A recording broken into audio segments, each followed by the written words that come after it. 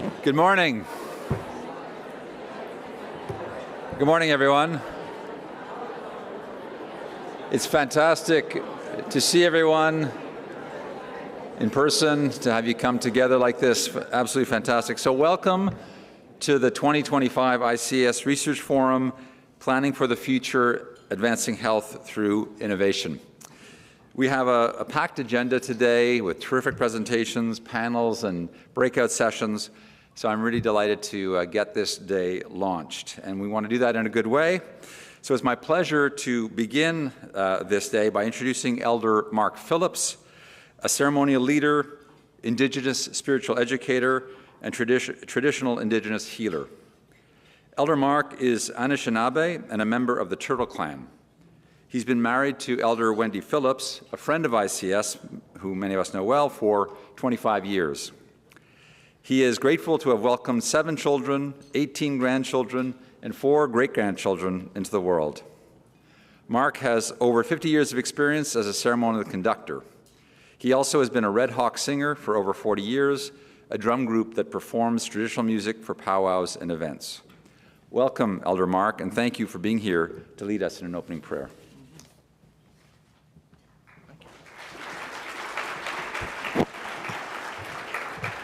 Bonjour, Michigan Dodem, Mosish Kode and Dijnakaski, wait and ZB, Donjiba. So I'm going to do part of this in Anishinaabe Mowin and then some English translation. And then we're going to do an opening song. So when we look at creation, it is all the things as a human being, no matter where you're from on this earth, all the things that we have in common to be grateful and thankful for. So we look within what we call Otsokan, which is our legends, and the beings that live within our legends. When we look in our calendars, we can walk the human family back 7 different types of humans that have been placed on this earth. We are the 7th or the last one to be created. So we can walk time back, in the human equation, about 65 million years. So we have a long history on this earth. So when we look around us, we see that there is a beautiful sun that is in the sky that greets us and wakes every part of creation up in the morning. And we give gratitude and thankfulness that the sun is still doing the job it was given when it was placed in the center of our solar system. And without that sun, there is no life here. So we give great thanks and gratitude that it is still doing the job that Creator has given it. We look in the nighttime and we see there is a moon, what we call our grandmother, or Gijigokwe, the sky woman. She watches over one all-female life, but also all the bodies of water on this planet, and makes the tides go up and down twice a day. She determines when we plant crops, when we harvest medicines, and also when babies are born. And without her, same thing, if there was no moon, all the water on the planet would be stagnant and there's no life. So she also has a very important job. So we give gratitude to our grandmother, the moon. We look at the night when the moon is not showing her face, and we see there are millions of stars up in the sky. And they each have their own time, place, orbits, and patterns that they follow. They also bring dew to the earth when there is no rain. And they can tell us about our past, our present, and our future. So we give gratitude to all of the stars in the sky. We come down to earth here and see that we have this beautiful living being we call our mother, the earth, Aki. And she gives life to all of life. Without her, there is no life. Everything that humans have created has come out of her. There is nothing that man has invented that hasn't come out of the earth. So we give gratitude that she supports all the mineral life, all the plant life, all the animal life, as well as us as human beings. And she is still doing her job to the best of her ability, and she has never failed in her job. We are making it very difficult for her in today's time because humans are desecrating the planet. The animals aren't, the plants aren't, and the earth isn't. But we are making it very difficult for the earth to follow her instructions. But all the same, she keeps bringing forth new life in spite of all that we have done to her. So we give gratitude to our Mother Earth that she does everything for us as the human species. We give gratitude and thankfulness for all of the rocks, all of the sands, all of the soils, and all of the clays, that they grow on the earth where they can be the most support, the most healing, the most beneficial to whatever part of this planet that we live on. They support all of the plant life, so all of the grasses, all of the flowers, all the berries, all the medicinal plants, all the evergreens, softwoods, and hardwoods. So we see that within this order of life, there are many things that the plant kingdom does for human beings as well as for the animals. And we give gratitude to them that they are still, to the best of their ability, still following the original instructions that they were given. We look as well to the animal kingdom, to all the fish life, to all the reptiles and amphibians, to all the birds, to all the insects, to all the animals. Each of them as well have their original instructions which they are trying to follow.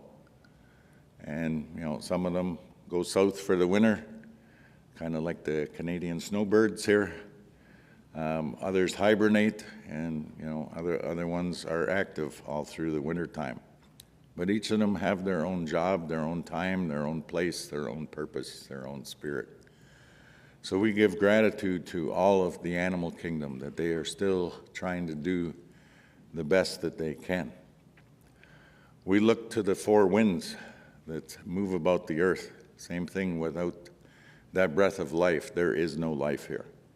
And those air currents, they move about, and they help our planet to exist here. And we know from looking at creation, some of the winds are getting very strong and causing a lot of disruptions.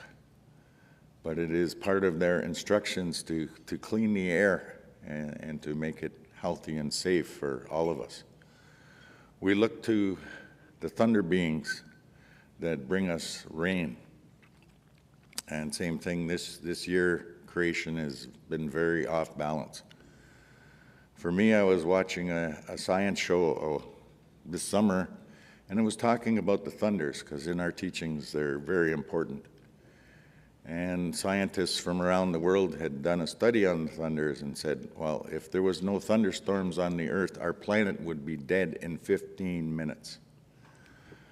So they're very important. For us, they have multiple tasks. But they cleanse the air. There are things under this planet that are meant to stay under the planet. That is also part of their job. So they perform a very important role to all of this earth. And in our creation story, or one of them, I should say, as I said, we got 7. The thunders and the turtles helped to form actually the universe and our galaxy and our solar system, as well as this planet. So they have a very important role to take care of this earth. We look as well to our ancestors, to all of the elders that have come before us. They have all, and I'm not just talking about Anishinaabe people, but everybody all over the planet. Our parents and grandparents have gone through a lot of suffering so that we can be here today. So we think of those ones who have passed on all that they have left for us, and their hopes and dreams and visions that life could be better here. We think about the newborns and the ones that aren't here yet on this earth. as they are coming this way. And, everything we do as humans today is supposed to be about the unborn and what kind of life are we leaving for them. So what today people refer to as 7 generations. So in our math, that's about 400 years ahead. So a little different perspective than what most Canadians or Americans think about, where long-term plans are like 10 years. Our traditional teachings tell us to look ahead 400 years to see what kind of life is going to be here 400 years from now. So a whole different understanding of creation. So we look to as well, not only unborn, but to all the female life. So starting with our grandmother, the moon, and then our Mother Earth, and then to all the women here. You are the life givers. Without you, just like the earth, there is no life. So you have a very important duty and responsibility that you bring life and nourish life and carry the gift of love. So we give great gratitude to all the women out there. We give gratitude as well to the men for their job within creation, to help it along, and also supposed to protect all female life and see that for the women that their visions can come to fulfillment. We also look to our elders, the ones that have carried our ancient knowledge this far, and the prophecies that they have left us about this time that we are in right now. And that we can get through, as the human family, this hurdle that is upon us right now. The hope is, and our prophecies tell us we can get through this, but the human family needs to get together and learn how to, one, communicate with each other. So the concept for us of our treaties, how do we treat and respect and honor each other? And I know in this area that we're in treaty number 13 here. So this was seen as a gathering place for many different peoples and many nations. I'm kind of a little bit prejudiced here. This was all, at one time, all Ojibwe country or Anishinaabe territory, all of Ontario. And our ancestors opened it up even before contact and allowed the neutrals and the Pitongs and tobacco and the Wyandots to come into this area. And I know, some of you have heard of the Beaver Bowl Treaty, which is kind of being renewed, but it's about looking at the earth is a bowl or a dish, and that she provides everything that we need. And we can all share in that food, the resources, but it's how do we do that in today's term and make sure there are things there for our kids and grandkids and great-grandkids into the future? So there's still going to be safe food to eat, there's still going to be safe water to drink and safe air to breathe, and we can get along on this planet and, help and support each other. So this little version I'm doing here when I was a lot younger, and the elders would do this Thanksgiving. Usually it lasted about 2.5 hours. So I'm doing a very condensed version of this today. But as they would go through the different parts of creation, they would stop and remind us, well, the maple tree has this job, the birch tree has this job, the cherry tree has this job, this bird or fish or animal has this job. So they were reminding you of our connection to every part of creation. Because the idea with this is nothing on this planet is supposed to be left out. We are acknowledging all the life that has pre-existed us and now exists now, and also to have hope for the future, that things can be better. So with that in mind, I'm going to ask my sister Heather to help me here. We have a welcome song that I wanted to do a few, yeah, you can come up here, Heather, times through. And what this does, it's actually a Mi'kmaq song, so from our brothers and sisters from the East Coast who are relatives to the Anishinaabe people. We come from the same language family. This song, the first time through, is asking all the humans to gather and to celebrate. And then it is asking our ancestors to come as well. So I'm going to sing what some people today refer to as the Micmac Honor Song. So hopefully I can stand without falling over.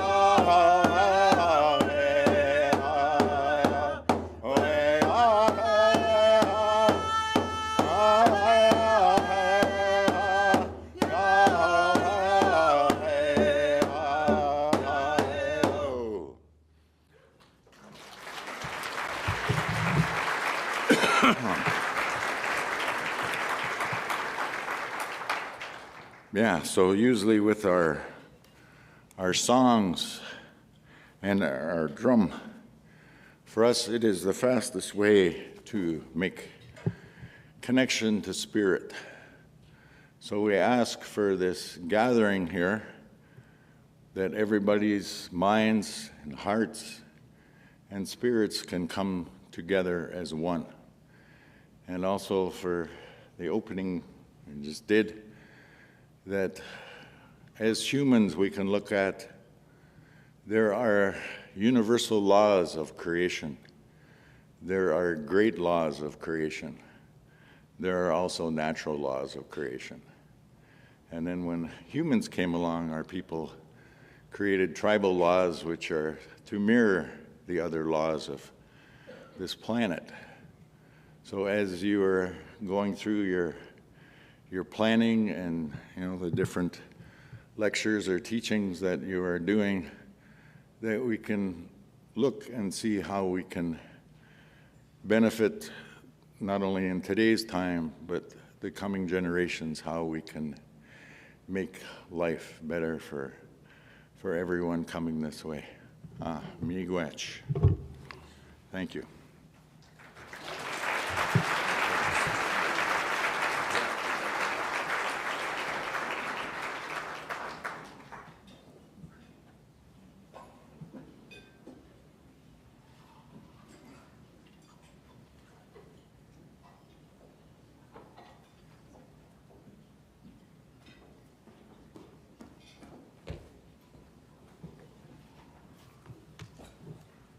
Miigwech, thank you so much, Elder Mark and Heather, for your reflections and the power of your words, how vivid they were, how evocative they were. And it's a great reminder, I think, as we are focused so much on what's to come, the future, to also remember where we come from and why we do everything that we do. So thank you for helping us to open this day in a good way. Next, I want to acknowledge the land from where our forum is taking place today.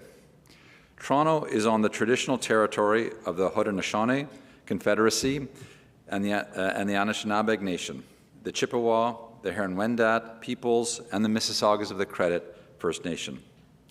ICES Central is located in Tikaronto, what we now know as Toronto. Tikaronto is a Mohawk word which means where there are trees standing in the water. This territory is home to many diverse First Nations, Métis and Inuit peoples today, and we thank them for sharing these lands with all of us and their bounty. We encourage everyone attending the forum today to learn more about the territories in which you live and to make your own land acknowledgements.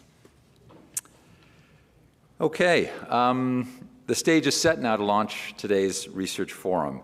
So a couple of quick notes just for housekeeping. Bathrooms are out that door down the corridor to the left, and there is an accessible bathroom, because you may know the men's bathroom and maybe the women's too, I don't know, has stairs, but there is an accessible bathroom as well. And on all of the tables there are printouts with QR codes. The QR codes contain the agenda for today, as well as bios of all the speakers, and ultimately an evaluation, which we'll tell you a little bit about later on. So after 5 years of holding virtual research forums, going back to COVID, of course, it's really wonderful to be in person again with everyone here, old friends and colleagues, students, and representatives of important partners and interest holders, and many new faces as well. This forum is an opportunity to bring our community together to reflect on work done and the path forward. It's also an opportunity for big announcements. So let's start with one. As you may know, the ICES tagline is Data, Discovery, Better Health.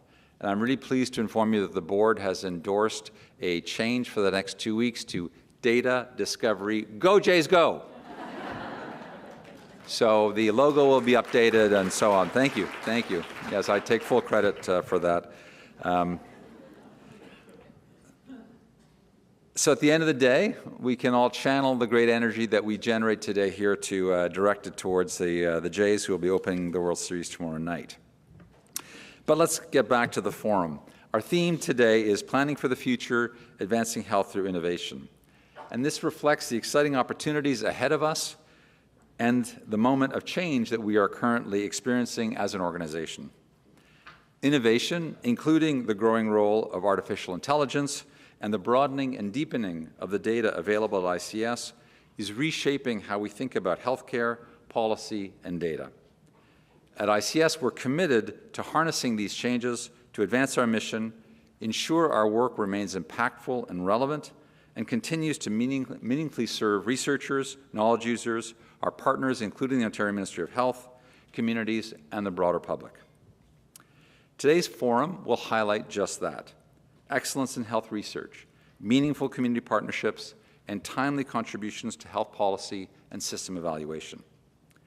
We hope this space fosters dialogue, a place where ideas converge, knowledge is exchanged, and partnerships are forged and deepened to meet the pressing challenges facing our health and social systems. This forum is a testament to the strength of our collaboration and would not be possible without the support of the Ontario Ministry of Health and Minister Sylvia Jones, as well as the Ontario Sport Support Unit. I want to sincerely thank them for their support and their continued partnerships.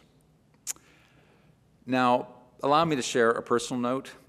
Fall is my favorite season. It's a time for change, reflection, renewal, and so it feels like a natural time for renewal both for me and ICES. And as most of you have probably heard, I'll be stepping down as Chief Executive Officer of ICES on November 14th, and I'll become the new CEO of the Digital Research Alliance of Canada on December 1st. I'm truly delighted to tell you, or to remind you, that the board has named Dr. Astrid Gutman, ICES Chief Science Officer, as the interim CEO upon my departure.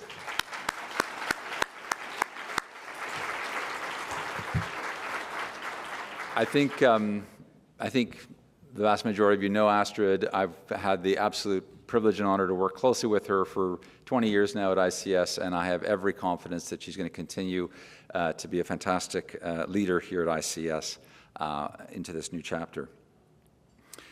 My years as CEO of this organization truly have been the highlight of my career to date, and it has been an absolute privilege and honor. ICES is a provincial and national leader in health analytics with rich data on millions of people and advanced research infrastructure. But its greatest asset, you've heard me say this before, its greatest asset are the staff, the scientists, and the students that make up the ICES community, and I'm delighted to see so many of you here today. You truly are the secret sauce of this organization. Leadership renewal is important for any organization, and while that brings change, what will remain constant is the dedication to excellence and integrity, relevance and impact, and the commitment of ICES to respectful collaboration with partners and interest holders in the pursuit of our mission. We have over 380 participants here today from across Canada, and we're grateful to every single one of you for taking time out of your busy schedules to join us today. I want to extend my gratitude to all of the speakers, the moderators, the panelists, for their invaluable contributions that you're going to hear today. And I also want to, of course, express my gratitude to the organizing committee whose dedication and support made this day possible. Now, it's my great pleasure to welcome to the podium the chair of the ICES Board of Directors, Helen Angus. Helen has served as chair for the past 2 years and has been absolutely fantastic to work with. I can say that because I've had about, I think it's now, I'm up to 5 or 6 board chairs that I've worked with. And Helen, don't tell anyone, I think you're the best. She's been a dedicated public servant throughout her career, serving senior leadership roles in government and Crown agencies. She's not only ICES board chair, but serves on other boards and important roles, including as CEO of AMS Healthcare. Helen, I'd like to personally thank you for your leadership and support through my transition and for expertly guiding ICES in its next chapter, which will undoubtedly be even better. Welcome, Helen.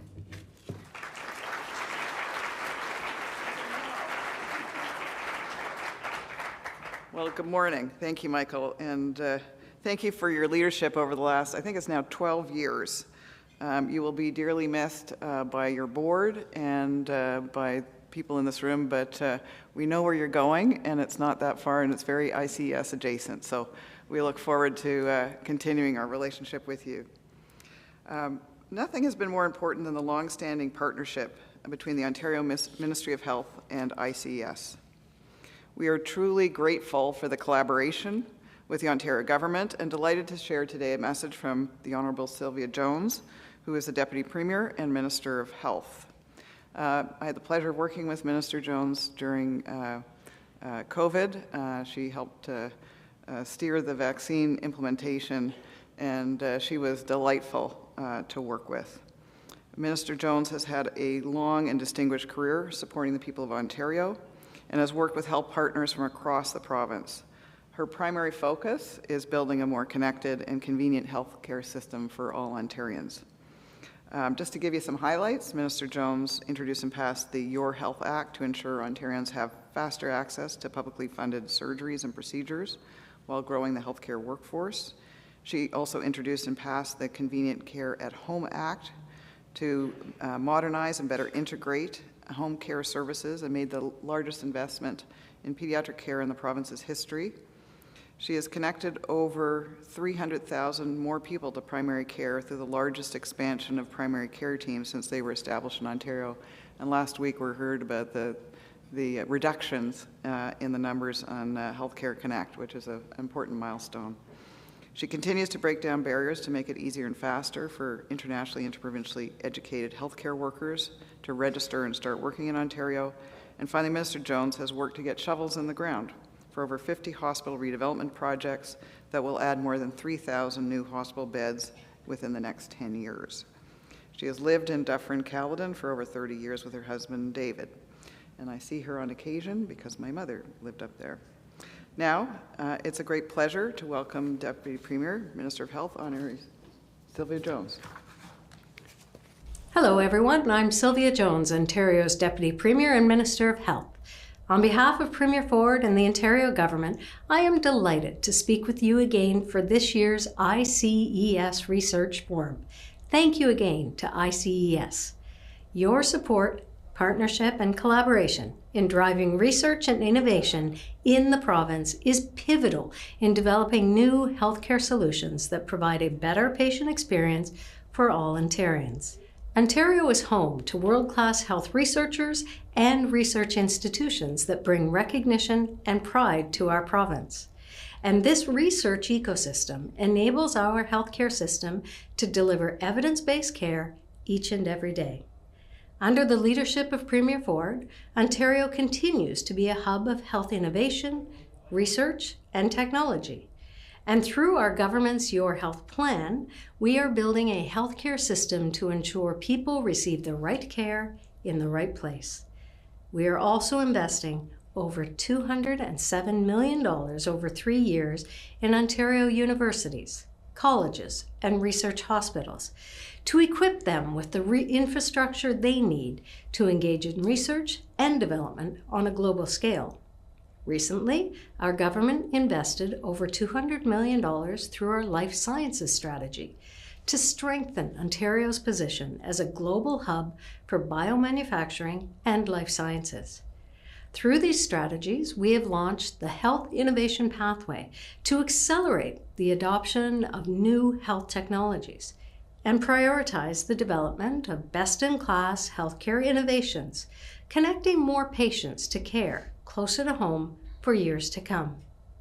Thank you again to everyone at ICES Research Forum and to our many partners across the health data and research community.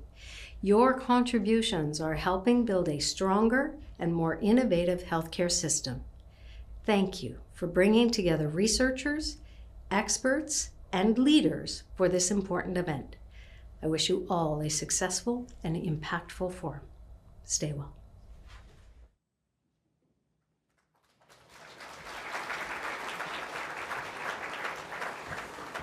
All right. Thank you, Minister Jones, for those remarks. Now, it's my great pleasure to introduce our keynote speaker for today, someone who is shaping the future of artificial intelligence in Canada and beyond. Dr. Mark Daly is the Chief AI Officer at Western University and a professor in the Department of Computer Science with cross appointments in 5 other university departments. That actually might be a record, 5 cross appointments. He's also a faculty affiliate with the Vector Institute here in Toronto. He was named, this is quite an accolade, he was named to the Maclean's Magazine Power List 2024 of the top 100 Canadians shaping the country, and in Constellation Research's AI 150, the list of the top 150 global executives leading AI transformation efforts. In October, Mark was appointed to the NSERC Scholar in Residence in AI, and he's previously served as a vice president at the Canadian Institute for Advanced Research, or CIFAR. But most importantly for us, Mark served as a board member for the last 6 years here at ICES, and we only let him go in June because our bylaw term limits forced us to. So Mark will be appearing actually on screen with the slides on the larger screens due to some unforeseen urgent oral surgery which he had to undergo, sadly. But we're extremely grateful that he nonetheless is going to be able to join us today, even if it is virtual. So over to you, Mark. Thank you very much for the kind introduction, Michael. And my sincere apologies, I'm not able to be there with you all in person for the first return to in-person ICES forum. This is a plot of where we are at with increase in human productivity in research and increase in AI productivity in research. And when I showed a similar plot just about a year ago, people thought that's overly optimistic. Next slide. We're now crossing the threshold of where in some research areas, AI is more productive than human researchers. And I'm going to show you some receipts to underscore that claim. Next slide. Next slide. This year, both Google and OpenAI entered general purpose reasoning systems into the International Math Olympiad, which is the top level of math competition. You win a gold medal there and your career is set as a young mathematician. And the systems that won the gold medals weren't special purpose systems. Last year, a special purpose system from DeepMind got a silver medal. This year, it was general purpose reasoning systems that got gold medals. So the same system, you could ask for a chocolate chip cookie recipe and it'd give you a really good chocolate chip cookie recipe. Next slide. OpenAI took a gold medal at the International Collegiate Programming Competition. If you program and you've never looked at the ICPC questions, challenge you to have a look. They're hard, so hard that this year no human competitor was able to answer every single question, but AI was. Next slide. This spring, Google announced their Alpha Evolve suite of tools that using a particular evolutionary approach to AI discovers new things. And one of the things Alpha Evolve discovered was a faster algorithm for complex valued matrix multiplication. I know you're thrilled thinking about complex valued matrix multiplication, but this is an operation we do everywhere. It's used in AI, it's used in fluid mechanics, in atmospheric simulation. So it's really important. And the best algorithm we had for doing this was found in 1969 by Strassen. Generations of mathematicians and computer scientists have tried to improve it, and there's been no general purpose improvement. In 8 hours, Alpha Evolve found a general purpose improvement after decades of humans trying. Next slide. There is now a whole genre of literature on self-driving labs, particularly in material science. And you can look these up on your own time. It's fascinating. The machine comes up with the idea, plans the experiment, executes the experiments, gets the results, analyzes the results, and then goes back and refines the experiments. And if you look at the photo in the upper right-hand corner, look in the very bottom corner of that photo, even the poor undergrad students whose job in the lab used to be cleaning glassware and replacing pipettes, that's being done by a robot now too. Next slide. A couple of weeks ago, Google announced a new cell-to-sequence model. It's a 27 billion parameter model, which is small enough that I can run it on my MacBook Air. Don't need to connect to a cloud server anywhere. I can run it right on my MacBook Air. And it knows about gene expression data. It's been trained on a very clever way of encoding gene expression data for an LLM. And you can ask it questions about gene expression. And it is so good at this, in fact, that in their paper, Google showed that it was able to generate a new method for forcing antigen presentation in tumor cells. And they actually went and did the wet lab experiment to show that what the LLM had hypothesized was true. Next slide. And if you don't believe the science and want to follow the money, just have a look at the investments that are happening by big pharma in AI-driven technologies. Next slide. Given the audience here at ICES, of course, I had to bring this one up. This is a really nice, carefully done study where they looked at how good is AI at systematic reviews. And they compared human teams and AI teams, and they compared different AI models and a model prompted with their particular workflow. And when done right with a frontier model, the finding was, as judged by human experts, the machine systematic reviews were better than the human systematic reviews. And if you've ever done a systematic review, you know that a human systematic review cannot be accomplished in under 30 minutes, while an AI systematic review can. Next slide. Next slide, please. I know there are some clinicians in the room, and I'm not seeing the next slide, but if there isn't next slide on your screen, you'll see that even clinicians' judgment can be replaced by AI. Of course, that's not actually entirely true. In these particular test cases, they can be. But the reason I put that slide up there was I wanted to make a point that a lot of the literature right now is focused on presentation or focused on studies that are done on older models. And so they claim things like, oh, you know, ChatGPT is terrible at diagnostics, but they're using GPT 3.5 or GPT 4. If you're using a frontier model with reasoning capability, it's much, much better. So be careful as you're consuming the literature on clinical utility and other types of utility. We're at, I see now my Terry Tao slide. So disrupting my own discipline as a theoretical computer scientist, Terry Tao is possibly one of the most important, probably the most important mathematician of my generation. And he has now adopted AI assistance as a core part of his intellectual workflow. Next slide. All of this comes to a head in this paper by Sakana, which is a Tokyo-based AI startup working with Jeff Clune at UBC, Canada CFAR AI chair.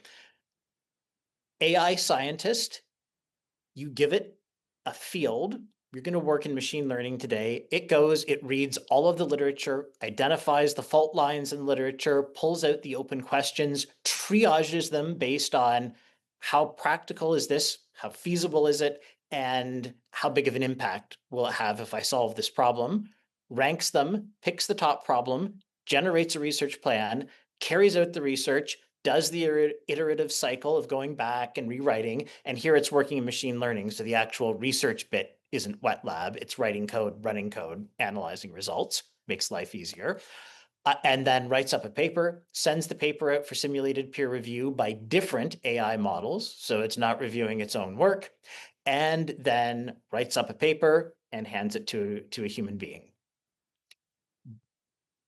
Sakana team submitted that to a workshop at ICLR, one of the top conferences in AI, with the knowledge of the area chair. It went out for peer review. It passed peer review. It was accepted to the conference. So humans judged this as a meritorious contribution to the scientific literature, completely end-to-end done by an AI. And in the end, the team withdrew the paper due to the sort of outcry from human researchers that would naturally expect in that set of circumstances. But nonetheless, it happened.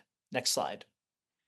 So there should be a plot here that shows what is the length of a software engineering task that an AI can complete. So if a competent human software engineer is given a task and it takes them 4 seconds, can an AI do that? If it takes them 4 days, can an AI do that?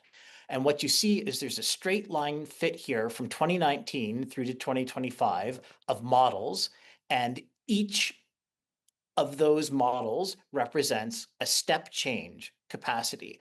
You'll notice the y-axis is actually log scale. So this is an exponential curve.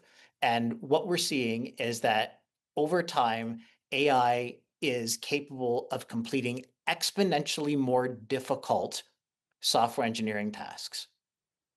And there's no reason to believe that that line is suddenly going to stop. At some point, it will plateau, but it seems like for the near future, that's not going to happen. Next slide. The whole world isn't software engineering, of course. So if you don't want software engineering, you can have a look at OpenAI's research team released GPT-Val, which is a metric of how good AI is at performing 44 economically valuable tasks across 11 different disciplines.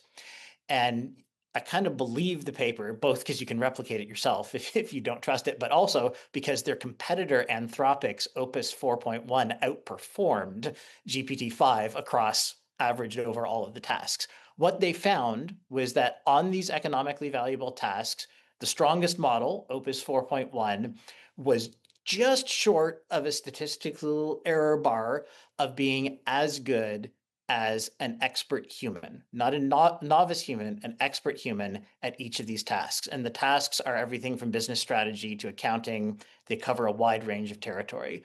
It's worth reading this paper if this interests you. Next slide.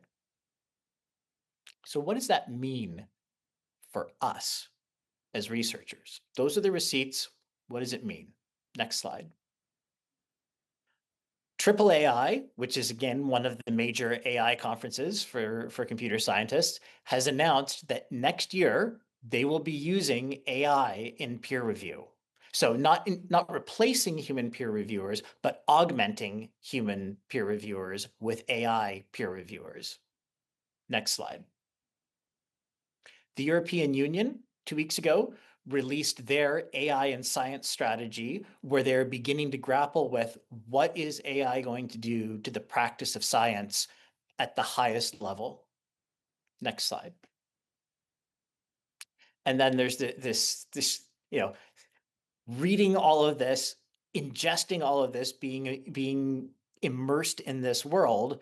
There's a little bit of existential despair that one has as a researcher, thinking, am I going to be replaced?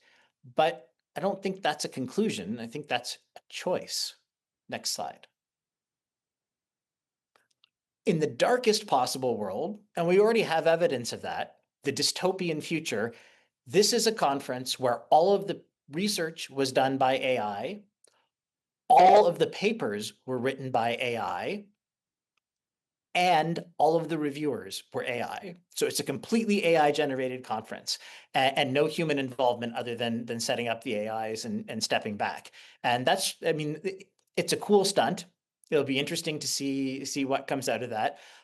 But that's not actually the future that I want to inhabit as a human researcher. Next slide.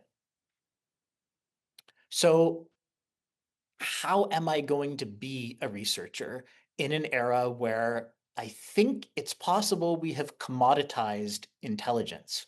Next slide. That's a hard thing for us as humans, as researchers, to get our heads around. Descartes, talking about being a human, said, I think, therefore I am. That's a really strong statement. And that's consistent with post-Enlightenment philosophy. Our view of ourselves is humanity is special, maybe even sacred or divine, because we're smart. Because we're the smartest organism on the planet, we are allowed to modify our environment. There's a lot, there's a lot of the conceit of anthropocentrism that is centered on we're really smart, therefore. And we've now created machines that suggest that intelligence, at least in the sense, narrow sense of IQ, may just be the application of the right amount of compute in the right way. Next slide. So if you just go ahead and measure IQ, even accepting that IQ is a flawed metric for human intelligence, it's still the best we've got. You give AI the Mensa Norway IQ test, and last year, the smartest AI we had scored under 100. So slightly below average raw IQ. This year, just last month, if you run the same, so Mensa Norway IQ test, same IQ test you'd give a human, the top model that's commercially available, GPT-5 Pro, has an IQ of 142, which is beyond genius level. And you can imagine it's possible that next year, it's even higher. Next slide. If you haven't watched the movie Searching for Bobby Fischer, you should. It's about Josh, who was a child chess prodigy, and he was interviewed on a podcast a few months ago, and they asked him, so what do you think about AI? And he said, let me tell you about AlphaZero. So AlphaZero is the follow-on to AlphaGo. AlphaZero learns to play games by playing the game against itself. Previous neural nets had been trained on human play on a particular game. AlphaZero never sees human play. It just plays against itself. And the only intervention is there's a supervisor module that makes sure it follows the rules of the game. So when AlphaZero is booted up and given a chessboard, it doesn't even know how the pieces move. It has to learn rooks move like this by making mistakes. After 3 hours of playing against itself, AlphaZero goes from doesn't know how the pieces move to plays chess stronger than any human being who has ever lived. And Josh said, like I had to struggle for 40 years. My whole life was chess. I got up, I thought about chess. Every day was chess, grinding, working so hard. And in 3 hours, it's better than me. And his point was, if you think that's only going to happen to chess, that's a really brave position to take, because that's probably not the case. It's probably going to happen for everything, including research. Next slide. So where does that leave us as researchers? How we see ourselves? The next slide here is an op-ed I wrote with Alejandro Adem, who is the president of NSERC, and we asked the question, what do we, researchers, want the future of research to look like? We can design a world in which there is still a critical role for us.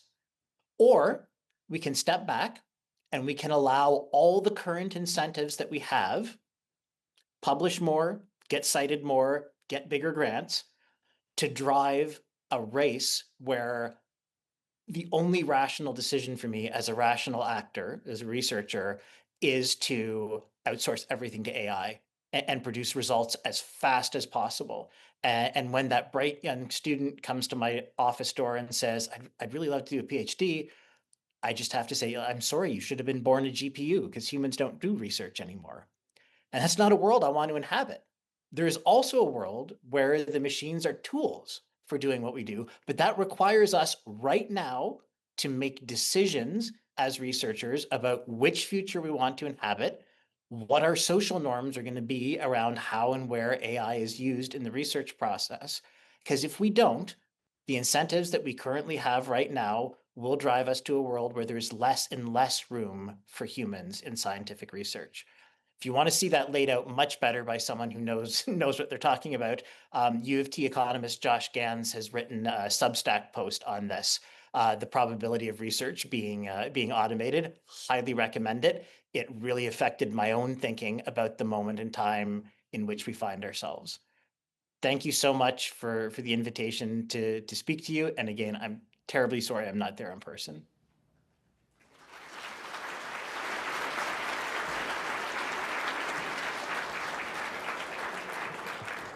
Wow. Thank you, Mark, very much. That was terrific. So we're going to have our morning panel, and why don't I invite all the panelists to come up as I begin the introduction here. Just come on up and start up here. So we just heard Mark's excellent description of the rapid development in AI capacity and the transformative potential as well as risks. I don't know about you, but I started to break out into cold sweat as I listened to him a little bit.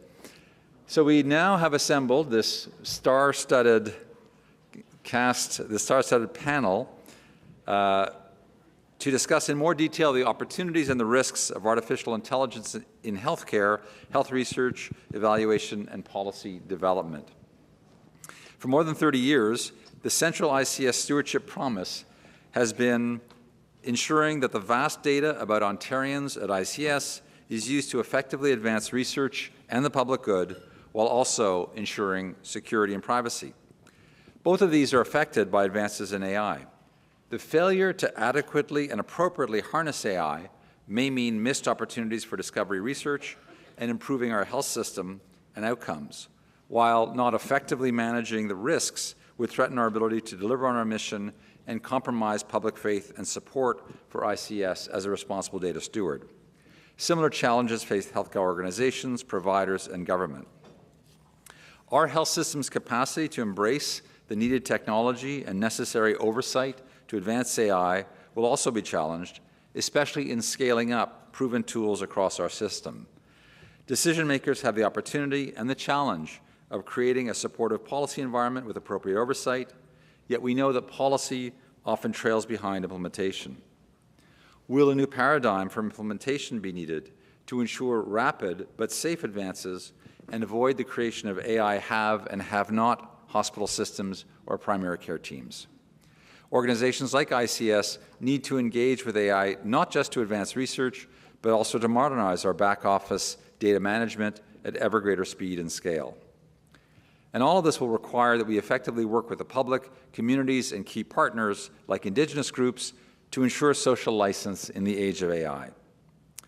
We'll have the next hour to hear from our panelists on these questions. The bios of all of the panelists are available with the QR codes on your table, so I'll just briefly introduce each of them to you. Then each panelist will in turn give some opening remarks, and then after that, it's your turn. There are microphones. There are 2 microphones that I can see.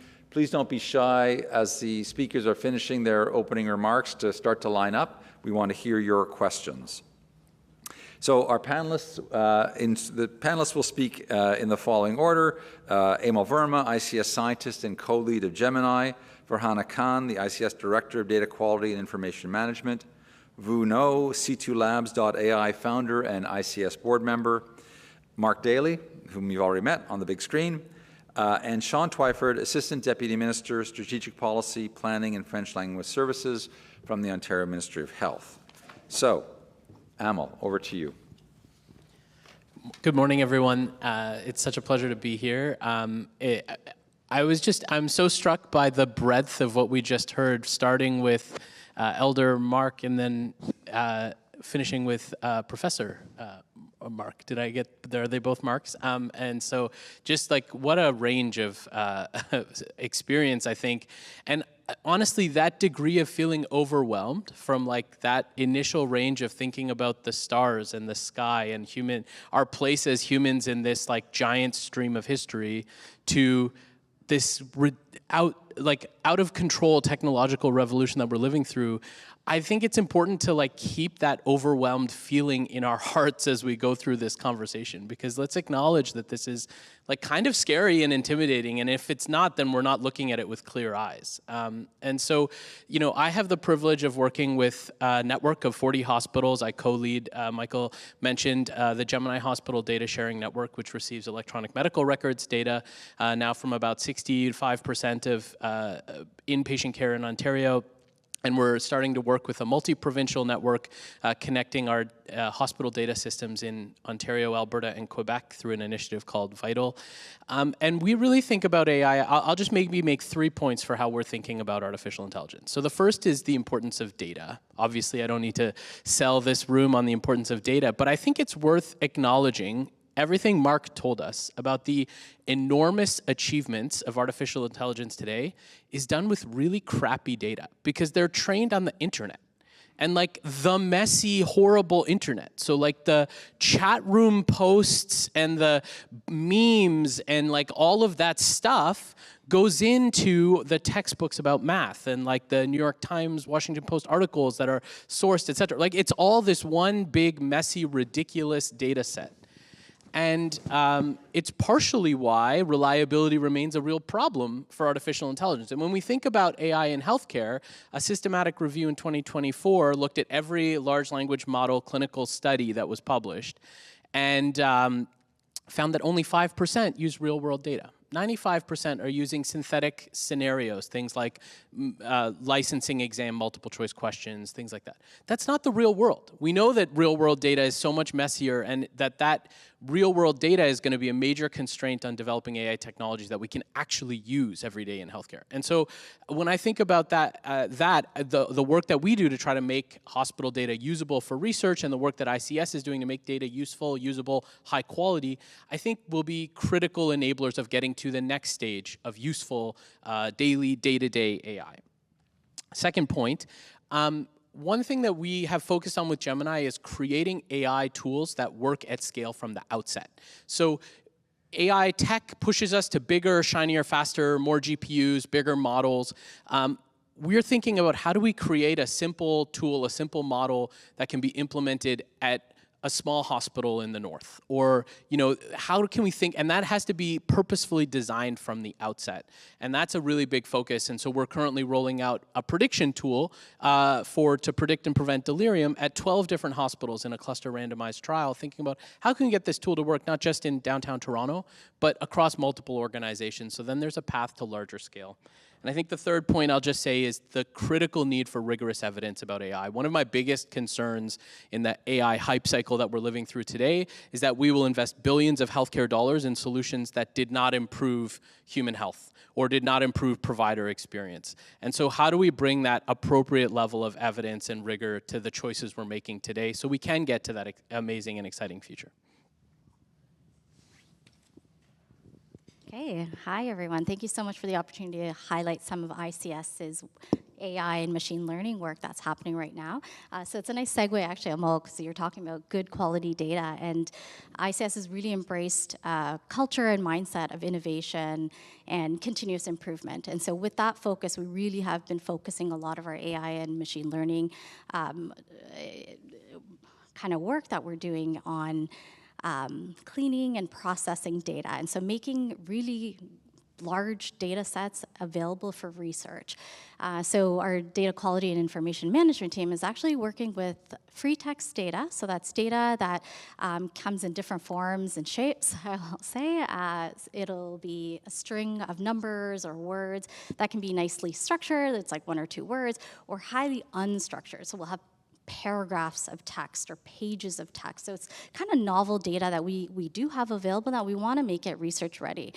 So our DQIM team is using natural language processing, machine learning techniques to de-identify the data, clean and extract the data. And so these are important elements of processing because there's a lot of privacy risks involved.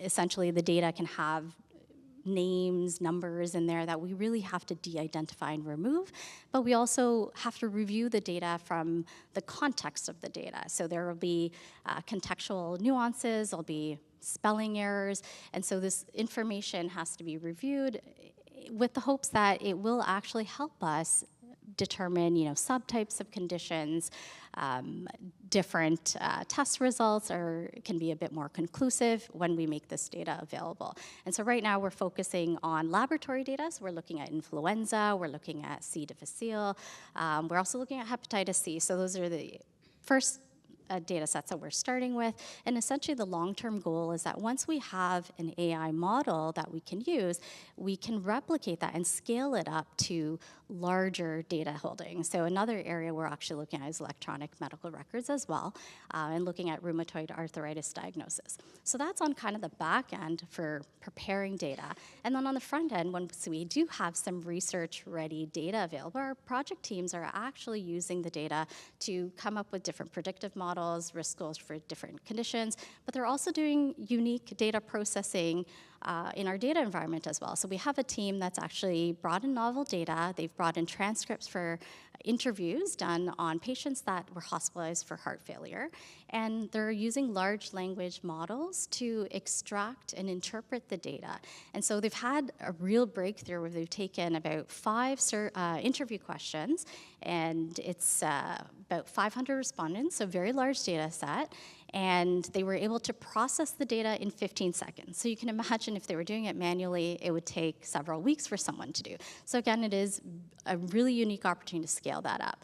And I'll just add, as an organization, because we are trying to move forward with utilizing AI a bit more for not just data processing, but as an organization, we are developing an AI program. And so that involves a number of policies, guidelines, both for our staff, but also to explain how we're using AI and why we're using it for our audiences.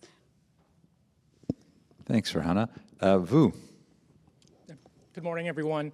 The perspective I bring today is really intersectional between corporate perspective as well as community. And my day job is I'm an advisor for corporate boards from an AI perspective.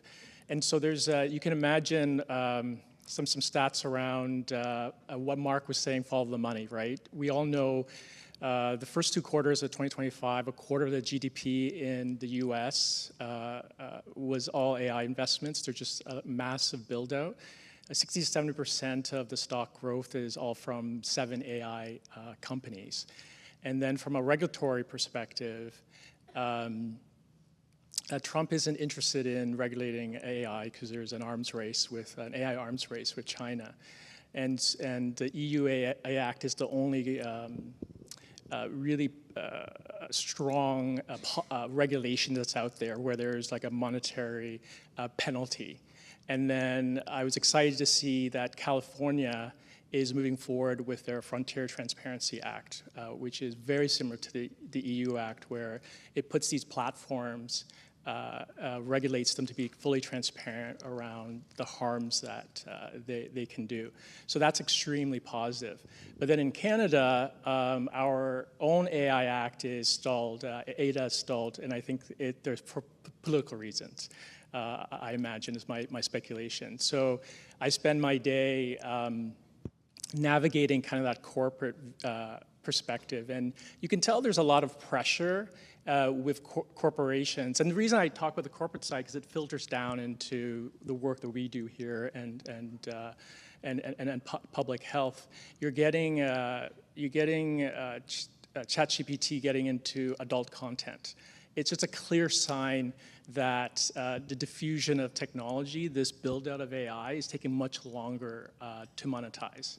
So that's kind of half of kind of my experience. The other half is much tempered by what's happening in the community. I do an extensive work in the community, mental health organizations. I'm involved actively right now as a strategic advisor for an incredible pilot that the Red Cross is doing in Hamilton. It's a financially assisted social prescribing pilot. Social prescription, if you're unfamiliar, is a movement in healthcare where we're directing folks, connecting people into community-based, non-clinical resources to help their overall health.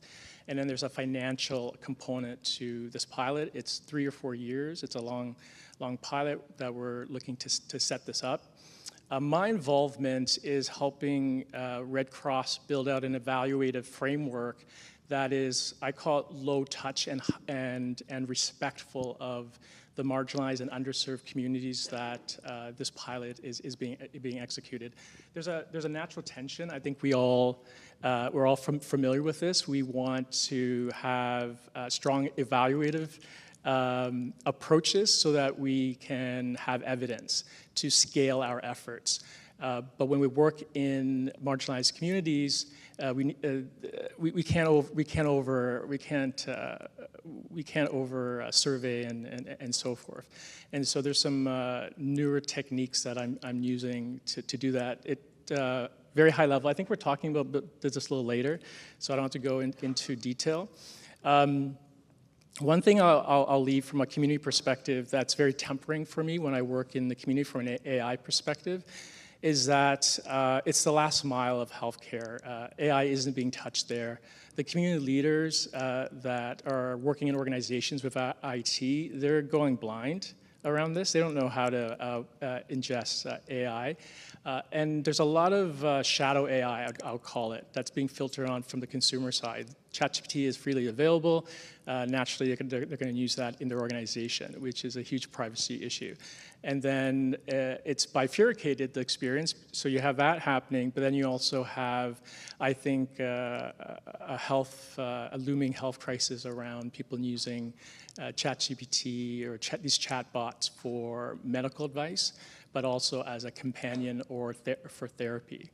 And so that's the intersectional nature in which I start some of this conversation we're having.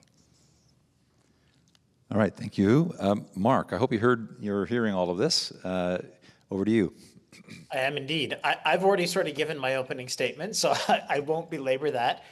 Just to say I agree with everything the panelists have said. And coming back to that thread of the importance of data, not just in the training of the models, but in the execution of the models. If you look at the frontier capability right now, 2 years ago, people were talking about prompt engineering as the big important thing. And as the models have gotten smarter, you have to spend less time prompt engineering. They sort of understand what you mean, like an intelligent colleague would. What's important now is becoming context engineering, which is when you ask that question, when you ask that query, giving the model as much context as possible. And there's a huge push driven initially by Google to have transformers that can take bigger and bigger contexts, and having super high quality, relevant, on-topic data to go into whatever the question is that you are asking is essential. In an area like health and healthcare, doubly so. Thank you. Sean. Mark, I'm not sure if you can see it, but in the panel, you're an Oz-like figure, which is likely appropriate in so many ways. Before I begin, I just want to, on behalf of the ministry, just acknowledge, Michael, your tenure and just your lasting legacy at ICES. We'll deeply miss you. There's Mark's clapping, so let's all applause. You're an incredible partner and leader, and we will absolutely miss you. You know what? So grateful that Minister Jones delivered some opening remarks, and it probably wasn't noticeable to you all, but there were several points in which she talked about speed, complexity, and those things make me very nervous. You know, talked about rapid drug trials, and I think a lot of this is just in response to public expectations about healthcare. And so in that context, you know, AI, there's an absolutely for an imperative around the adoption of AI, but to do so in a way that sort of moves at the speed of trust. And I do want to acknowledge our elder this morning, particularly the trust with Indigenous communities. Our efforts are, you know, as with the adoption of any sort of generational technology, are multi-front. Obviously, there's the policy role. There's things like our AI, effective use of AI framework in the public service. We're eagerly awaiting on the restarting of the federal work around AI. But there's also the more sort of traditional work we've been doing around data quality improvements. We know we can only move as fast as the data is good. So that work continues as well. The Ontario Public Service is also taking a broad approach to AI adoption, smartly, I think. It's not being left to individual ministries and sectors to sort of find their way through. And in that context, we very much find ourselves as sort of the cheerleaders and champions of healthcare, where there are, you know, supercomputing or commercialization projects. I think a big part of our role is to ensure that the health sector is ready and is seen as an active player in those. I think, too, we have a key role with the research sector around things like building capacity, making those investments. I did happen to be in Calgary last week for a health ministers meeting, and AI was the topic at all of the tables and meetings and discussions, and it just made me really sort of grateful to be from Ontario and to be with all of you. I don't think, and I think a big theme of Mark's comments was that we could view this sort of passively in a very dystopian way, something happening to us. But if I have any message today, today is I think we do need to work collaboratively through a spirit of co-design to make this happen. And I don't think a top-down, government-led approach in all ways is going to be the one that works. We've failed so many times in trying to do that. So I really see today, and I really see the work as ICES as a catalyst to bring us together to do that work we need to do. And goodness gracious, I'm fortunate to be in Ontario. So thanks, folks. Thanks, man. Thanks, Sean. Okay, so now's the Q&A time, so I would encourage you to get up to the 2 microphones and prepare your questions. Don't be shy. We have about 40 minutes for questions, but I'll just kick things off here and just start by saying, you know, I was struck, and certainly Mark, in your plenary about this really incredible new world, and even putting aside the risks and the concerns about it, just the rapid advancement is just, it's mind-boggling. And then I think about the last shift I worked in the ER, and that was only like about a week ago or so, and how little has actually changed in that environment in the 30 or some years that I've been working in healthcare. And that's in a, you know, a tertiary care center in Toronto, well-funded and so on. And of course there are some applications, and the most probably notable one is all the physicians who are using LLMs to look up the latest medical advice or diagnostic advice. Certainly that's happening, but very informally. And I guess it makes me, you know, ask the question, from a healthcare perspective, you know, what are the biggest opportunities today? If we were to think of where are the biggest opportunities for AI to be applied in a meaningful way in healthcare, what, from each of our panelists' point of view, what do you think they are? Maybe, I don't know if, I won't direct it necessarily to anyone in particular, but any of you who want to take a first stab at that question, and I see that we've got lots of folks at the microphone. So, Amal, do you want to? Sure. Happy to go first. I might start with a kind of really boring answer, actually. I think the single biggest place we should be applying AI today is, one, let's acknowledge that very few AI tools are actually proven to be effective in clinical contexts, right? Like, other than what you said before about like accessing LLMs, etc., even that, like, borderline, but I agree, we're using it. AI scribes, great, achieving some modest efficiency gains in certain contexts, not great in others, like you know, acute care settings or different kinds of settings. But perhaps most importantly, AI's technology capabilities today is really good at automating routine processes that happen a lot and happen, the same kinds of things happen over and over again, like a systematic review, for example, that we heard from Mark.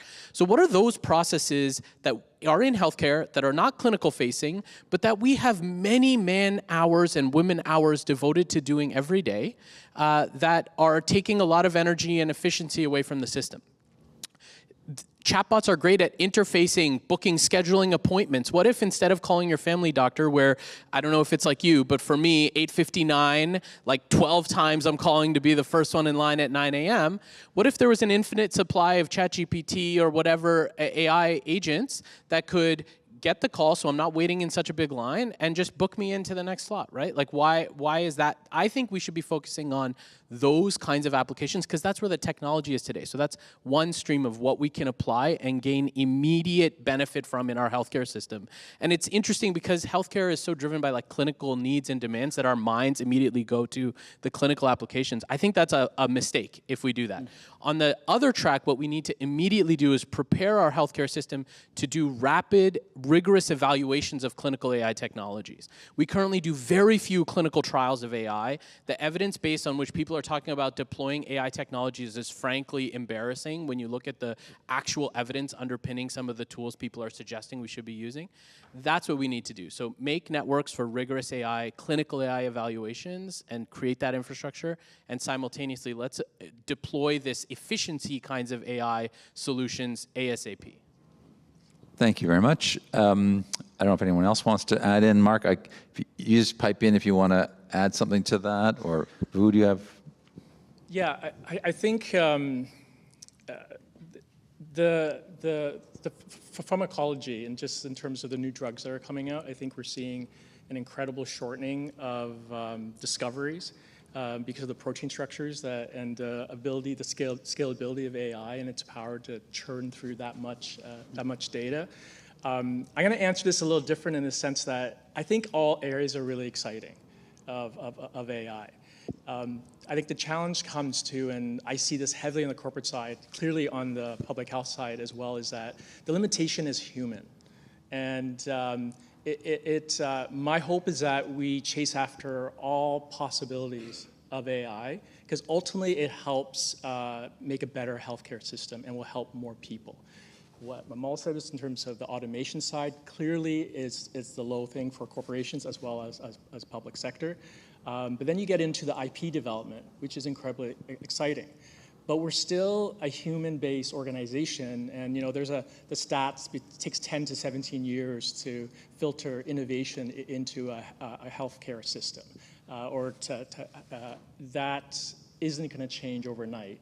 And so I think we need to always temper that with what can we get to the public, to our healthcare system, that is going to have a return quickly, and then continue to invest in kind of the bigger, broader picture. But I hope that AI is going to shorten that diffusion of technology. And then the other point, because I'm always thinking about the community side, is that what I ask for the folks in the room is that when you think about how to do knowledge translation of your insights and so forth, that we need to bring along the community. We're all overwhelmed by it. This is my day job, and I do this from a volunteering perspective. I just do this all day. I love it. And I'm completely overwhelmed every single day that I open my computer and see something new, a new regulation or lack of regulation, or an announcement from the government, or a new discovery. It's all overwhelming, and I have to digest it just like you in terms of an objective. But what we can't forget is that the third leg of our learning system is our community partners, our patient advocates, and so forth. This is not their day job. And for them to be able to contribute and to be equal partners, we need to invest in the education and build out timeframes to make sure that they're equal partners. Elder Mark really, I was just thinking, how do I bring Elder Mark along in our journey? And I can see him very engaged in what Professor Mark was reviewing, but we need to engage Elder Mark in terms of how he ingests this, how his understanding of what's happening, and that's really important. Thanks for bringing it back to a single person. I think it's important that we think about people and all of this. So let's move to the microphones. I'll just ask you to identify yourself, and if you're directing your question to a particular panelist, do so. If it's just a general question, then any of the panelists who wish can jump in and provide a response. So maybe we'll start here, Betty. Hi, I'm Betty Lin. I'm a senior adjunct faculty at ICES and also a scientist at the Center for Addiction and Mental Health. I have a comment and then two questions. And my comment is for Professor Mark, which is, it's hard not to feel dystopian when the evidence you present is, hey, bigger, better, faster, without the other side, which is flawed and incomplete. So my two questions, one relates to the notion of pushing data. I'm not a clinician, but I was required to take clinical training as part of my PhD. And one of the things I learned is that using yourself as an indicator. So my professors would say, this person is depressed within 30 seconds because of the smell, the lack of eye contact, the speed of responding, which is not something that gets recorded in the kind of data that AI is being generated on. So that's one question, and I suspect, although I don't know, that the point raised that AI is not very good in clinical decisions may relate to the very fact that numerical data is a very narrow portion of what a good clinician does. The second question I have is that in mental health there is a movement called recovery, which basically the central principle is nothing about us, i.e. research, treatment, et cetera, without us. And I guess my question for you guys, and it also relates to the community issue that you raised, how does that get incorporated, considered in AI? Thank you. Okay, terrific questions. Who wants to take a first stab at that? Either one of those?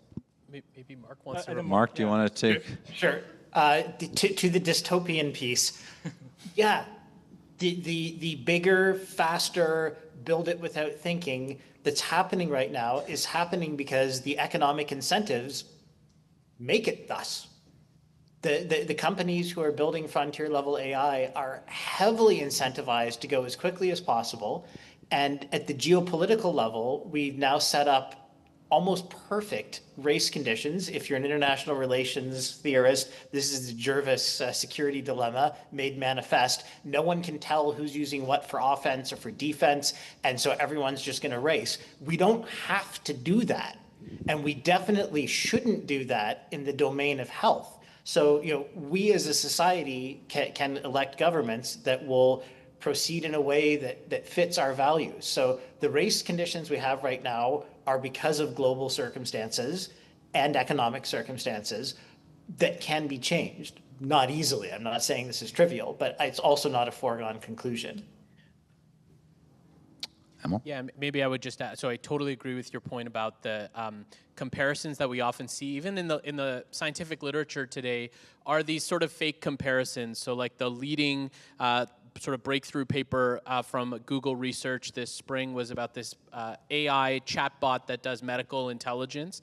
And they basically had chat conversations, physicians versus the AI, and they did a randomized blinded trial, and they evaluated the output of the chat conversations. And they showed that the AI was better at making diagnoses than 150 primary care physicians. They also showed that it was better at being empathetic than the physicians, which, on the one hand is not that surprising because I think all of us have probably been on the other end of perhaps not the most empathetic human interaction, and AI never gets tired, it never gets frustrated, it never, at the same time, it's such a fake comparison because for the clinicians in the room, like how many of your clinical interactions are just like a chat conversation, like basically zero, right?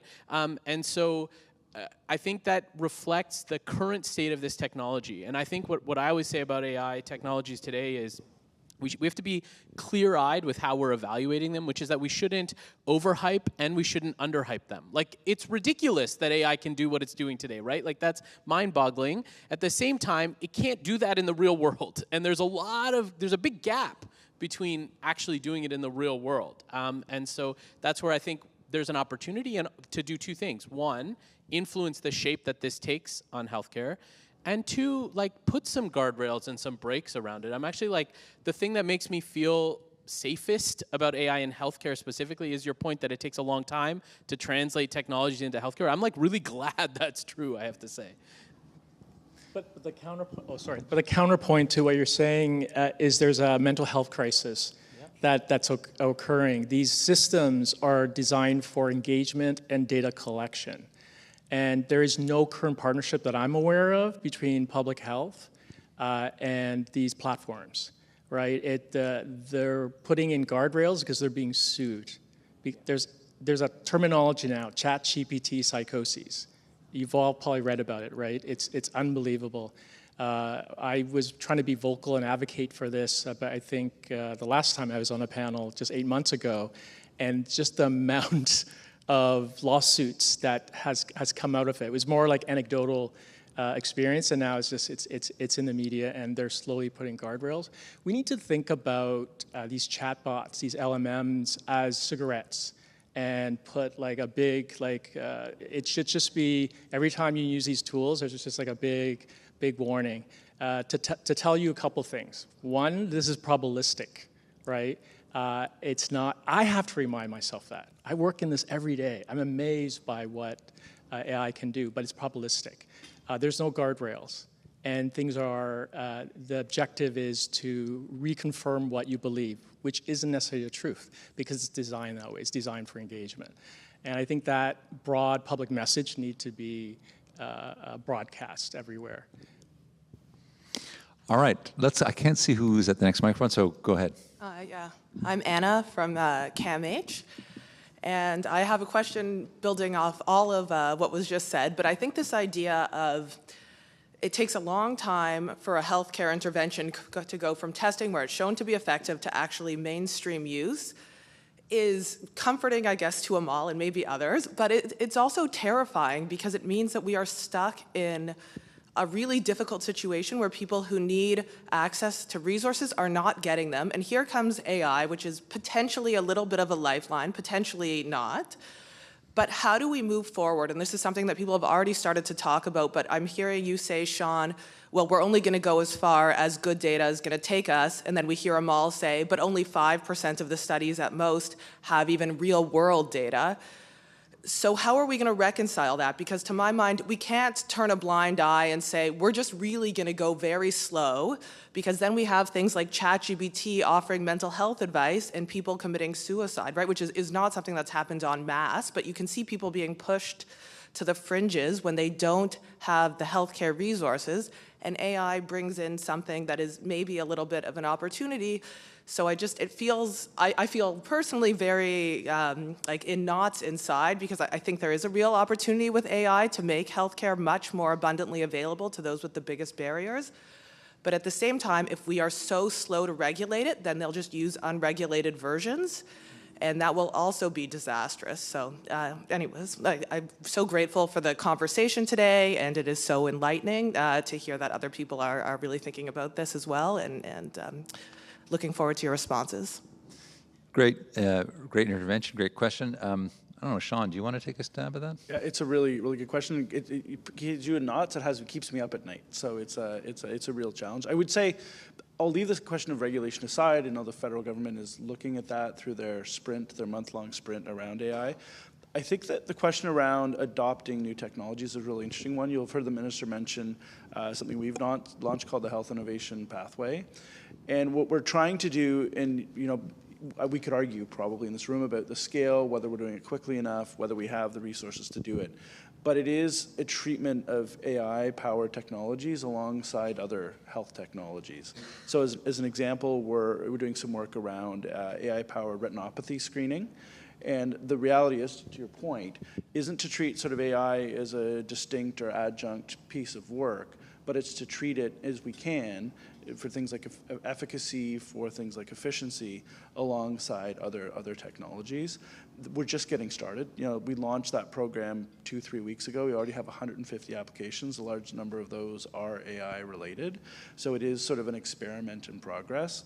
But the real emphasis there is not on creating sort of segmenting AI or separating or giving it some privileged status, but really making sure that we're subjecting it to the same scrutiny around those parameters that we normally would. Again, whether we're doing that fast enough at scale, because I do take your point, it does present an opportunity to ameliorate health outcomes and health access in a number of key areas, but that's sort of our initial attempt to find a pathway. Yeah. Okay, let's go back to this microphone. Hi, Karen Okranik. I'm a general internist at UHN and a scientist as well. Back in the days when I did my clinical epi training, I learned that surveys, have a huge risk of response bias, that health administrative data, you're only as good as what you can measure, and what, unmeasured confounders often can influence the narrative. And so I do have a worry that AI, knowing what gets published out there and who responds to these surveys, and even if we're using real world data, it's only as good as what people share and want to share. And so my question to the panel is, how might AI increase the risk of systemic discrimination, racism, ableism, ageism, and how can we change that narrative in advance? All right. Who wants to take a stab at that, Mark, or? I can take a stab at it. So when we talk about data with or without AI, ultimately, currently when we're using our data, there are principles and practices that we have in place. So we do need to address biases, limitations, most importantly. And so when we use any AI technology or tools, we have to have the same principles in play as well. And so when we're publishing any research or preparing any data, it's really important for all of our organizations to address those biases and limitations up front while we're training a model. There's lots of reiterations that happen when we develop these models. All of that has to happen. It is happening with our current data. It's going to continue to happen with AI tools as well. And then how we can get ahead of it is really be transparent. So acknowledge any biases or limitations, mitigate those issues as well, and move forward that way. And so part of all of the work that we do is through communication and education. maybe just hey Karen, great question. I think the biases in AI are super well documented, and it's clear. Like AI is not a neutral technology or a neutral set of technologies. The predominant tools in AI that we are receiving and using today have been generated by a certain culture out of Silicon Valley predominantly, by decades of codifying information in certain ways. So like it's built on large training sets that have been annotated by humans who have been given instructions to make categorizations in different ways. Like the way that strikes close to home to me is when you used to search like wedding in Google Images, you would see a bunch of pictures of like a man in a tuxedo and a woman in a white dress. And then if you showed it a picture of like an Indian wedding, it would be like Halloween costume, right? And so like the point is, the technologies have a perspective. They have a worldview that has been codified over many years. And we have to be clear-eyed about that and work to mitigate that. Fortunately, there is like a lot of work happening in that space, I think, in the ideas of fairness and responsible AI. One project, I'll just give you a very specific example that I think is a really great one. CIHR last year had a funding program for what they called precision health and AI. Maybe some people here were involved in some projects. They did something where they released a call early, a letter of intent, and then from the letter of intent to the full submission, they gave you 8 months or so and $20,000 to do community engagement during that time. And you had to do meaningful community engagement to work with groups of people. They give you sort of some resources and time to bring different kinds of perspectives into your project, and then you submit your full project. And then the project is like a 5-year window with millions of dollars to really allow for that community engagement you're talking about to be built into the outset of AI development. And I think that's one way we can counter this, is having the questions, the perspectives, the data collection, like all of that in a project be really shaped by community partners and trying to bring different voices into that sphere, but recognize we're starting from a position where there's a lot of bias in these tools. Maybe I'll just add that, I think that the biases in data, which are well documented, as Amos said, reflect the biases in the systems that collect that data. And if, I don't think it's the job is just about changing the data sets or trying to extinguish or adjust for biases within AI models. It's also about continuing the work to address factors like systemic racism in the systems that we're talking about, the health systems, the broader social systems that we're all part of. So I think we're back to this microphone, or is it this? Sorry, over here. Thank you very much. I think I have a list of questions here and a list of comment here, but I don't think I have enough time to ask about all that. I am a physician, a surgeon, and also a researcher working with First Nation in a community in Northern Ontario. And I work with them. I work with community very, very like something very in the real life. And so today, from the beginning, and until now, we have talked mostly about the positive thing about the AI. I have not heard anything about the negative aspect from the AI at all. And so not only me, and I believe the very, very healthcare practitioner and researchers keep skeptical or uncertain about the AI. And so please, could you please convince me by providing some specific example of products generated by AI that could be helpful or practical in clinical work or the research work for the healthcare practitioner. And I know some kind of systematic review, something like that, something about imaging diagnosis could be, but it's not enough to convince me, but not enough. But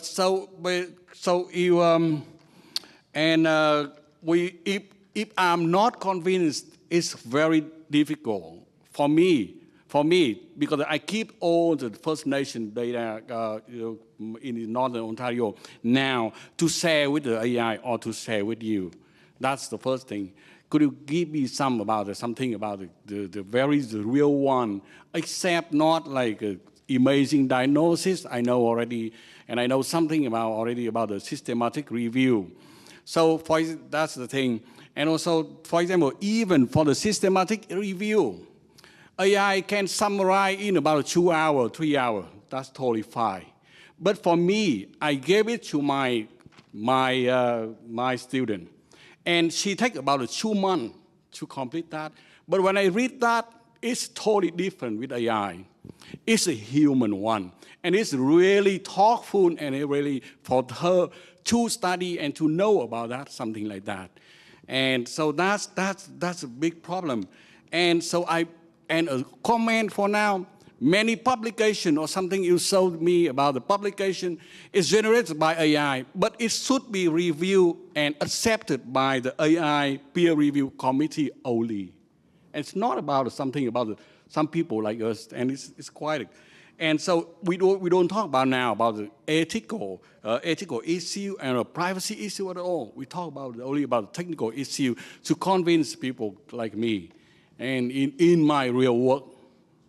Thank you. Okay, thank you. Well, we knew an hour wasn't going to be enough for this panel, so a long list of questions. I think the point, though, is deep skepticism from someone who is practicing at the coalface and doing important healthcare work. So what are some examples that can perhaps convince a skeptic about the potential benefit? I don't know who wants to try that on. Mark, do you want to try that on? Sure, but I'll steer clear of the clinical piece because I'm not a clinician. I think the only approach to skepticism is just to engage with the technology yourself. It is not a panacea. It is not perfect. It will make mistakes. It is deeply flawed, but there are other ways in which it's powerful. And the best way to understand that jagged frontier between what it's good at and what it's not good at, and how that intersects with your needs as a clinician, as a researcher, as a human, is to just engage with it. And what I would advise is take a month, subscribe to ChatGPT Plus or Google Gemini or Anthropic's Claude Plus so that you get a frontier level model. The free models are simply not as smart because they want to limit the amount of compute and limit their cost. So pay for a subscription for 1 month, $20 US, thereabouts, and just try stuff. Experiment, play. Humans learn well by playing. And you'll start to develop an intuition for where the frontier of what is this helpful for and what do I really need to worry about? Because I can't get inside your head. I can't tell you the use cases that will matter to you, but you can experiment with those yourself with the technology.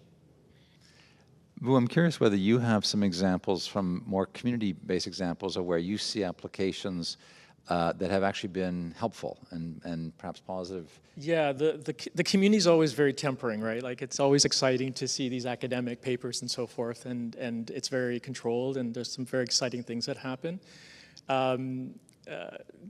The extent of community AI would be Copilot. That's like, many organizations are on Microsoft, and so that is the product. And we have to keep in mind the monetization of these AIs and how it filters into our healthcare system. And so Copilot is kind of the standard, or the free or paid if the person using it wants a different experience. I think this is a good time for me to share what I'm doing with Red Cross. It's very practical, and it's using out-of-the-box AI. And I think many folks in the room can also use it as well. I've created an evaluative framework that is threefold. The first layer is just measuring sentiment, and this actually is key to the whole evaluative framework. I described it, the idea came from when I left a washroom, you see those faces when it asks you how clean or what's your experience of this washroom, right? So I'm pretty much stealing that idea as we think about healthcare delivery.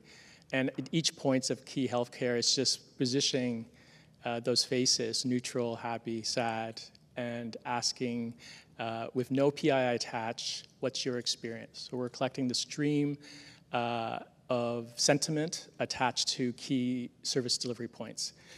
The second layer to this is that, which I think is counterintuitive, is that when we collect qualitative data, it's in service of empirical work, right? So it's always, we do qualitative, then we do empirical. What method I'm suggesting is that we collect as much qualitative as possible. It's a constant stream of collecting feedback, and when we can collect feedback. And again, no PII, but it is attached to the community organization or potentially the service delivery, right? And then the third piece is much more quantitative in the sense that social prescribing, the key KPIs there, the success is the connections you make into resources into the community. And so we're using AI to ingest all these streams of data and triangulate insights. So a simple example is if we see sentiment not being fantastic, the AI can identify, oh, you know what, there's too much paperwork here. Or we see there's a collection of referrals to this asset map. Is it being positive? Is it negative? Oh, what service is being delivered there? And so we're just using AI to churn through a lot of information, but it requires a very structured approach in terms of how we collect this information. It's non-PII, it's highly aligned to the service delivery, and it's attached to structured data as well as sentiment. So that's, we're actively piloting that. Okay, so we're trying to get a couple more questions in. We don't have a lot of time left, so let's have short snappers here. So over to this microphone. Hi, thanks. I'm Liz Darling. I'm a ICES scientist at McMaster. I want to bring us back to the Thanksgiving address and Elder Mark's comments around reflecting on resource use and thinking about the state of our world and where we're at. And one of the things that we sometimes hear about AI is thinking about the actual energy that's consumed when we use AI. And I think also in contrast to that, one of the appeals of AI is that maybe in places we can use, it can help us to use resources more efficiently. So we can think about that at an individual level and kind of reflect on like how do we play responsibly with AI if, you know, every time we're using AI, we're, you know, doing the equivalent of throwing away many plastic bottles of plastic water or whatever it is. But I also think it might be useful for us to consider how at a higher level, like at an organizational level, at a, you know, provincial regulatory level, how can we think about how we're using AI to make judicious use of resources and be considering the environmental impacts of the resource use that happens when we're turning out the benefits of AI and balance that with what the potential value is to society. Okay, who wants to take a stab at that? I'm happy to oh, sorry. No, please, you start.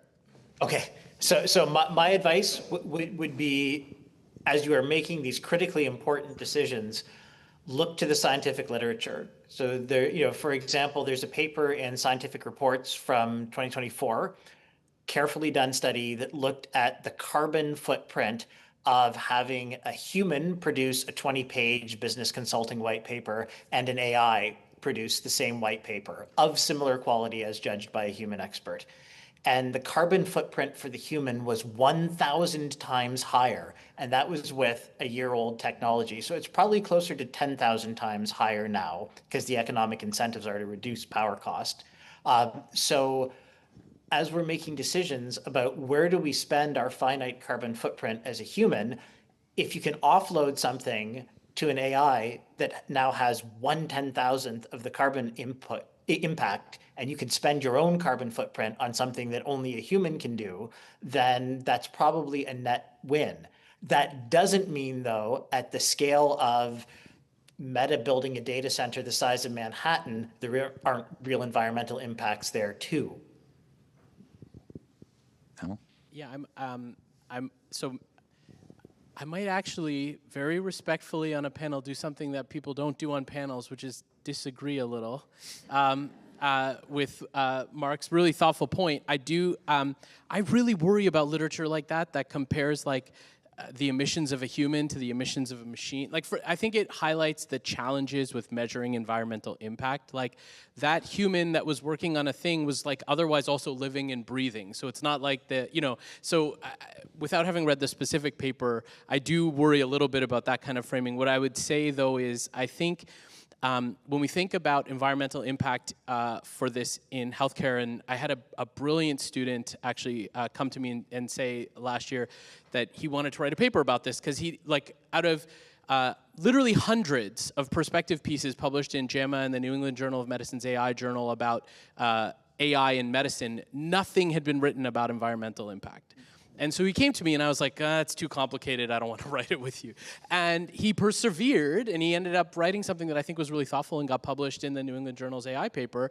And specifically, we looked at, how can we think about this? And I think your point about saying system level and province is really important because it's so complicated. First of all, measuring impact depends on the energy grid, right? So like, what is the source of energy? And that's obviously very different if it's like a coal power plant or like hydropower.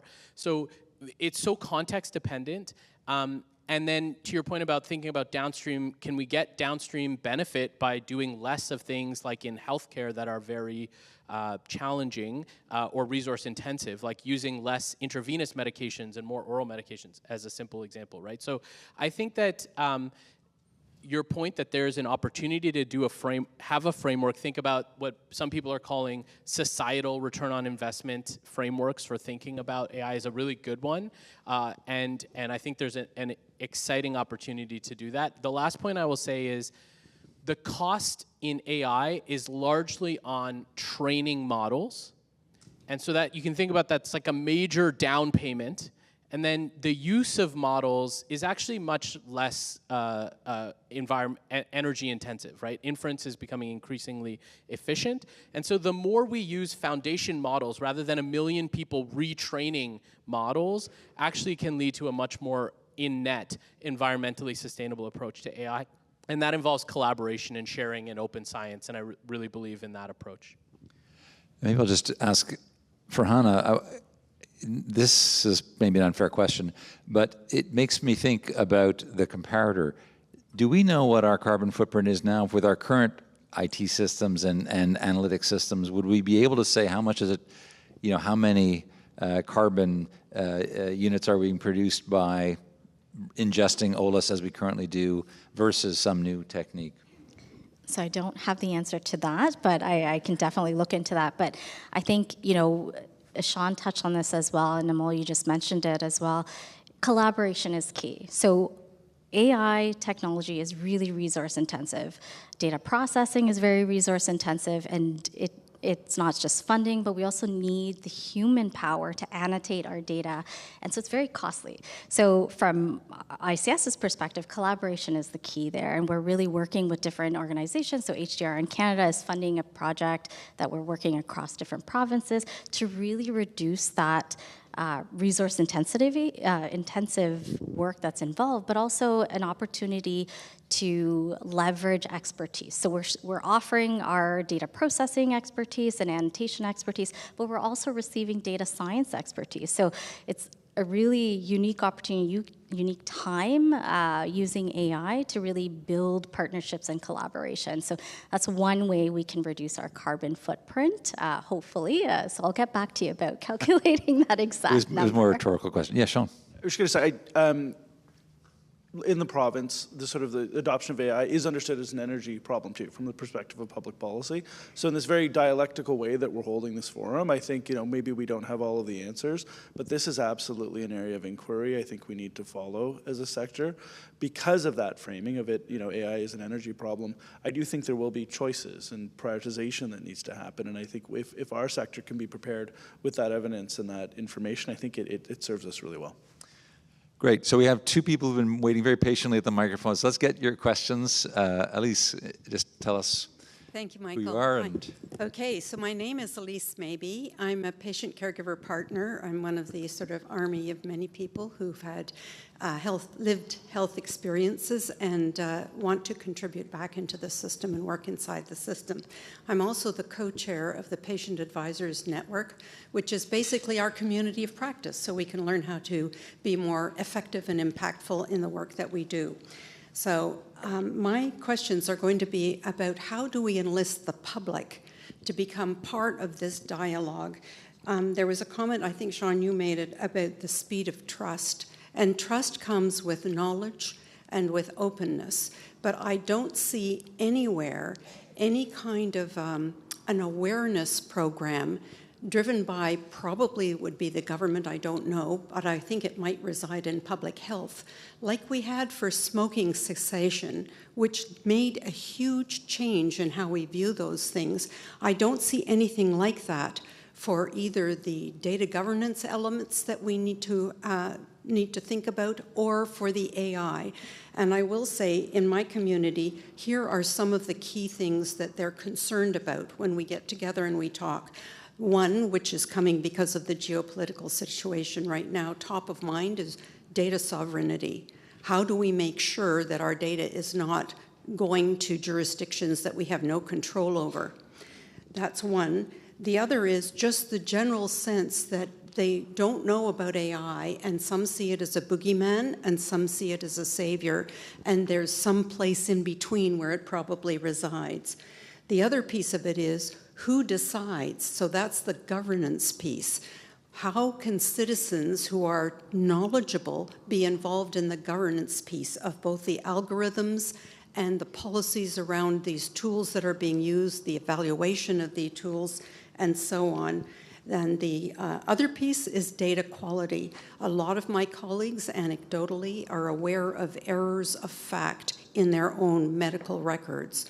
So what do we have to put in place to make sure that the data we're using has been vetted also by the people whose data it is? Well, I think that'll do for now. But basically, I would really like to see a comprehensive awareness program with avenues for engagement. Thank you. Wonderful. So let's have some relatively quick answers to that. Maybe Sean, would you like to just take us first start of that? I can start, and I know there are other jurisdictions like the UK that have attempted to do that, to sort of raise awareness of the use of health data. My own personal bias, not my official government position, is I think sometimes when government is the deliverer of those messages, it doesn't always land with folks. I think some of the fears around sort of Big Brother, are only compounded when the message deliverer is government. So I do see, and Michael's looking like counting me down, but I do see this as an opportunity for a group like this and our collaboration with ICES and the research community to begin to sort of work on that kind of thing together. I think it works much better from a grassroots or community perspective with a strong government partner. And Vu, I'm going to ask you to chime in as in your day job, but also as a board member and public advisory council for ICES, longtime member. What's your perspective? Absolutely, trust is key to make all this work. So I'm so happy you brought it up. It's something that Michael asked me strategically, because I have been a squeaky wheel, being a new ICS member, to make this core to how we move forward. It's what I was saying earlier on. We need to make an investment in our communities, because co-design is something I think we all agree is key to how we mobilize and diffuse innovation into the healthcare system. But as we're educating ourselves in this forum, we don't have current broad investment in our communities to do the same as well, so that they can come to the table equally and co-design a system with the restraint of which the black box nature of AI, that has to be internalized by our communities, and data governance is such a high bar that it's something I'm concerned about, and bringing up a proposal to the board to make sure we make those investments. I wasn't expecting to speak about that, but... All right, so I have one last question, and then we're going to head Hi, my name is Sidra. I'm a medical resident from University of Manitoba. My question was something that I've been thinking about a lot is a lot of the technology, at least in North American context, that gets created has been American-based. It is, as Dr. Verma mentioned, it's been, Silicon Valleyized. So, and if people remember before President Biden left, he had put a regulatory sort of executive order, which was overturned by President Trump, aided by Elon Musk. So all this has implications. Although our healthcare systems are not integrated, technology is a bit agnostic, crosses borders. How do we ensure, is that a call for more Canadian-based technology? I don't know, but just sort of a comment on that, please.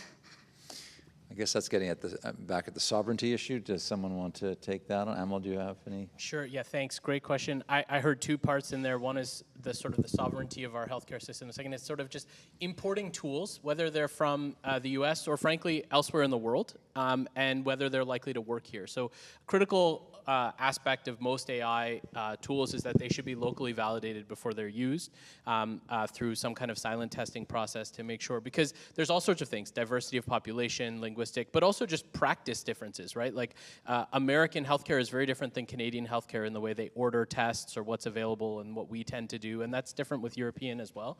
So I think we absolutely, in order to protect the sovereignty of our healthcare system in its ability to bring AI technologies in and figure out which ones will work for us, we need test beds. We need the ability to have data that we can test and make sure that tools will work. And that has to happen before we procure solutions. So I think we need to build that infrastructure. It's part of this sort of AI assurance framework that would allow us to make sure we're taking advantage of technologies, but ones that work for us here. I'd just add, too, that I think it's not just about the evaluation of a device or a technology that's coming from the US into Canada. It could be something that's developed at a hospital in Toronto that may not equally apply at another hospital in Toronto, because it's not the physiology, if you will, the structures of data and the systems within those hospitals are different. So that does require a degree of validation that goes even beyond the international sovereignty question. Okay, well, thank you all very much. Please join me in thanking all of our terrific panelists.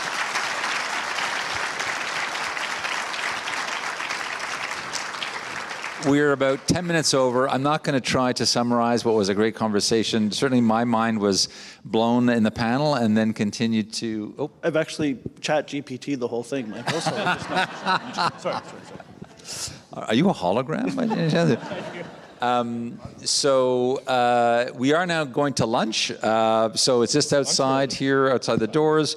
There's our lunch, networking lunch, and exhibitor showcase. Please check out the booths or the tables. And by the way, there's all sorts of free ICES swag out there, including these buttons. We've got a whole lot of water bottles we're trying to get rid of, so please grab a water bottle and enjoy lunch. And we'll see you back here at 1 o'clock.